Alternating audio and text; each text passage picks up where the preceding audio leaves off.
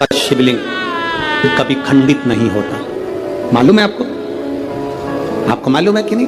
रुद्राक्ष और शंकर का शिवलिंग कभी खंडित नहीं होता। टूट गया तो भी जोड़कर उसको रखा जाता। शंकर का शिवलिंग बीच में से टूट गया तो भी विसर्जन नहीं होता। शंकर का शिवलिंग तो भी पूज्य है। 1000 टुकड़े भी हो जाए उस शिवलिंग के तो भी उसकी पूजन होगी।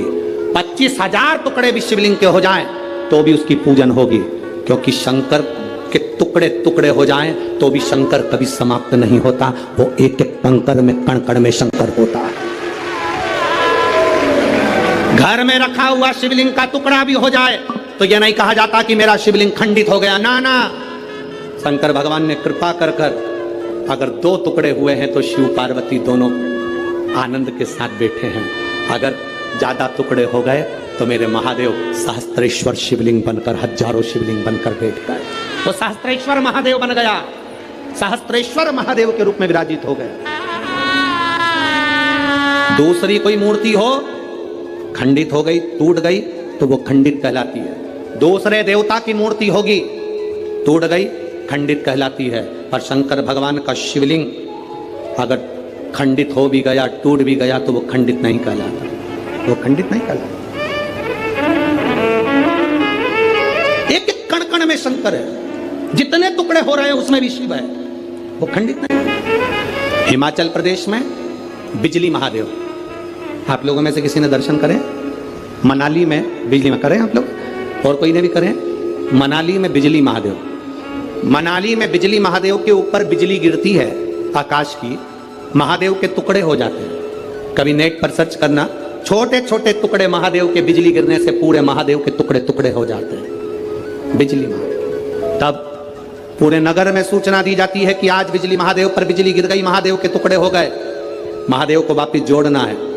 पूरे गांव से मक्खन एकत्रित करा जाता है। माखन ले जाकर ऊपर एक साधारण सा परिवार जिसकी मर्जी हो, जो सब दूर भिक्षा मांगकर माखन एकत्रित कर ले, वो लेकर पहुंच जाता। शिव जी के टुकड़े उठाता है, उसको माखन से जोड़ता रहता है। पूरा दिन उसको मक्खन से भगवान शंकर को जोड़ने में लग जाता है। 1 लोटा जल देवाधिदेव महादेव का नाम लेकर वो डालता है। मक्खन पूरा की पूरा पिघल जाता है, शिवलिंग जुड़ जाता है। वो शिवलिंग वापिस निर्माण हो जाता है। वो बिजली महादेव साल में 2 से 4 बार बिजली महादेव पर बिजली गिरती है, और साल में 4 बार बिजली महादेव टूट कर गिरते हैं। कभी कुल्लू मनाली जाएं तो दर्शन कर कर आना बिजली महादेव का, जिनके टुकड़े टुकड़े हो जाते हैं तो जोड़ा जाता है, उनको जोड़ते। कभी अगर समय मिले आपके पास में तो कभी स्मरण करिएगा बिजली महादेव। शिव सरल, शिवानंद, उसको पहचानने वाला, उसको जानने वाला सरल सहज नहीं है। सरल सहज उसको पहचानिए। और जिस समय पर आप जान गए कि शंकर खंडित नहीं होता, जिस समय पर आप जान गए कि शंकर कभी खंडित नहीं होते शिव, और तुम्हारे गले में, तुम्हारे घर में रुद्राक्ष है, उसके टुकड़े हो गए, उसको वापिस जोड़ने का प्रयास करो। वापिस नहीं जुड़ता, उसको एक कपड़े में बांध कर रख लो। शिव, शंकर का शिवलिंग और रुद्राक्ष कभी खंडित नहीं कहलाता। उसका फल उतना की उतना ही होता है। उसका फल उतना की उतना ही रहेगा, उसका बल उतना की उतना रहेगा। वो कभी खंडित नहीं, उसका बल उतना की उतना। इसलिए शंभो शरणे, उसका फल कभी समाप्त नहीं होता। रुद्राक्ष के 10 टुकड़े भी हो जाएं तो रुद्राक्ष का फल समाप्त नहीं होता। आप में से कई लोग ऐसे बैठे होंगे जिनके घर में रुद्राक्ष टूटा होगा, बिखरा होगा। उठाओ जरा हाथ, जिनके घर में अगर कभी रुद्राक्ष टूटा हुआ भी तो आपको महसूस करा होगा आपने कि वो रुद्राक्ष टूट गया, बेकार हो गया, कोई काम का नहीं है। ना ना ना ना, शंकर भगवान की एक बेलपत्र, शिव की एक बेलपत्र जो शंकर जी पे समर्पित हो गई, समर्पित होने के बाद उठाने में टूट गई, खंडित हो गई।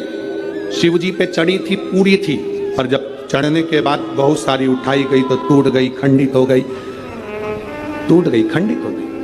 वो खंडित नहीं कहलाती। शिव जी पे चढ़ने के बाद जो बेलपत्र का अगर एक पत्ता भी तुमको मिला तो वो पूरी बेलपत्र कहलाती है, वो अधूरी नहीं कहलाती। शंकर भगवान पर चढ़ने के बाद अगर बेलपत्र का एक पत्ता भी तुमको मिला है तो वो खंडित नहीं, वो पूर्ण है, वो पूर्ण है।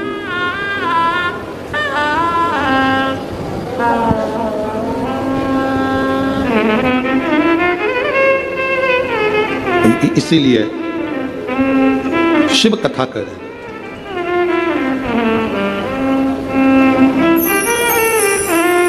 शिव महापुराण की कथा कर रहे हैं। नमूची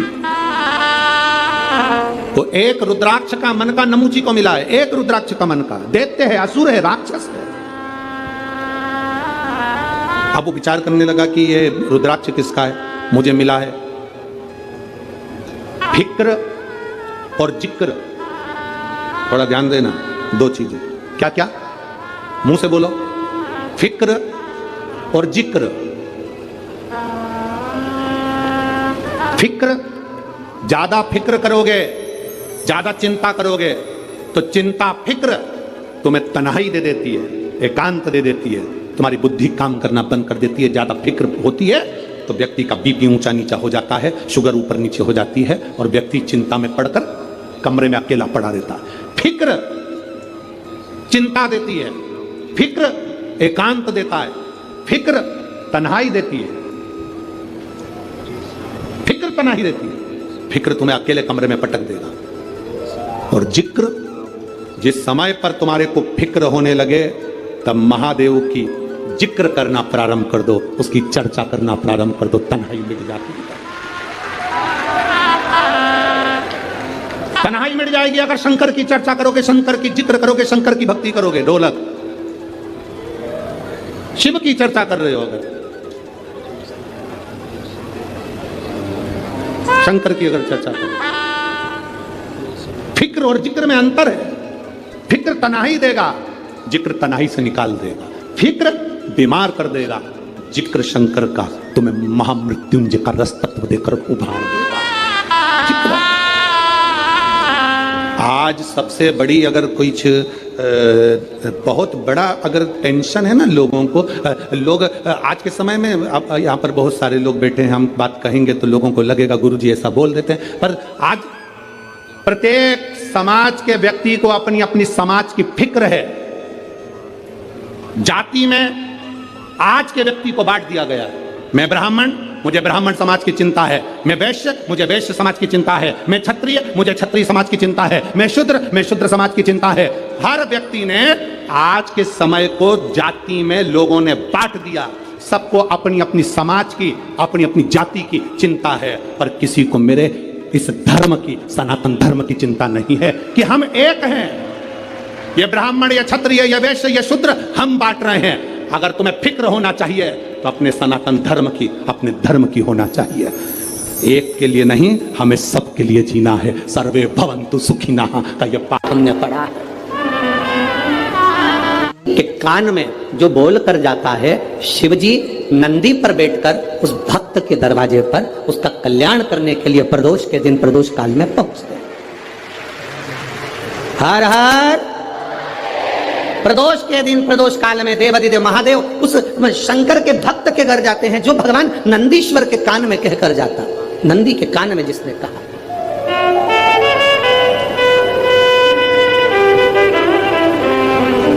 शंकर भगवान के इस शिवलिंग का स्मरण हम करेंगे। बीच में जो एक मोटी सी लाइन होती है, इस पर अशोक सुंदरी कहते हैं। सब लोग दर्शन करें, जम के बोलो जरा, करें। अशोक सुंदरी की जगह जहां पूरी हो जाती है, उसके बीच में शिवलिंग और उसके बीच में थोड़ी सी जगह खाली आती है। करें दर्शन, समझना जरा बहुत अच्छे से। जैसे ये अशोक सुंदरी की जगह है, हम निवेदन करेंगे आस्था चैनल वालों से भी और एलईडी वाले भी। जिन जिनको एलईडी पर आप दर्शन करा रहे हैं वो पूरी तरह से करा। गणेश जी का स्थान, षडानंद कार्तिकेय का स्थान, अशोक सुंदरी का स्थान बीच में। अशोक सुंदरी का जो स्थान पूरा हो जाता है, वहां से लेकर शिवलिंग के बीच में खाली जगह आती है।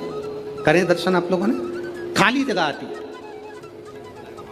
उस खाली स्थान की जो महत्वता है, ये जो अशोक सुंदरी से लेकर बीच में जो जगह है, ये भगवान शंकर की जो धर्म पत्नी है माता पार्वती, उनकी जो योगनियां है 64 योगनी, उनकी जो शक्ति पीठें हैं, उनकी जो सिद्धता है, उनकी जो सिद्धियां हैं, ये अशोक सुंदरी से शंकर के शिवलिंग के बीच में जो खाली जगह होती है, इस स्थान पर 64 योगनियां, देवियां, अष्ट सिद्धियां, नवनिधियां सब इस स्थान पर रहती है। इसलिए हमारे यहाँ शिव महापुराण की कथा कहती है, पूर्ण पूजन के बाद अगर कोई नारी, कोई पुरुष, कोई बच्चा, कोई बुजुर्ग अपने मन की बात का स्मरण इस जगह पर